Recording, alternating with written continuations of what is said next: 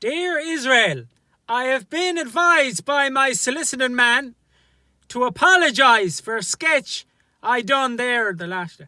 I would like to formally apologise for my latest sketch in which I criticised your action in relation to the ongoing crisis in your nation. My satirical sketch was in poor taste, so I'd like an opportunity to amend this by the following.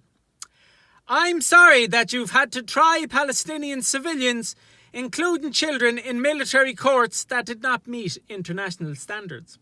I'm sorry that you've continued to deny human rights bodies entry, including the UN Special Rapporteur on the situation of human rights.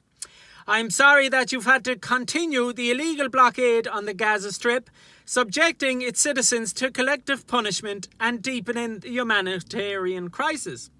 I'm sorry that you've continued to attack journalists and others who criticise Israel's continuing occupation of the West Bank, Gaza Strip and the Syrian Golan Heights. I'm sorry that you've demolished 848 Palestinian residential and livelihood structures in the occupied West Bank, including East Jerusalem, displacing 996 people according to the UN Office for the Coordination of Humanitarian Affairs. I'm sorry you had to continue to discriminate against Palestinian citizens of Israel in areas of planning, budget allocation, policing and political participation. I'm sorry that you've had to continue to deny Palestinians from the West Bank and Gaza married to Palestinian citizens of Israel the right of nationality by enforcing the Entry to Israel law.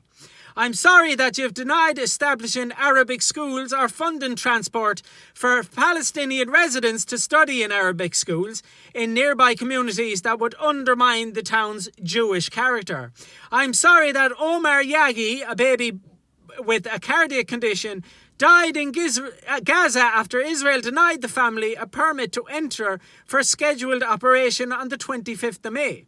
I'm sorry that at least 593 Israeli checkpoints and roadblocks continue to heavily restrict the movement of Palestinians and access to rights, including health, education and work. Holders of Palestinian identification cards faced an ongoing bar on using roads built for Israeli settlers.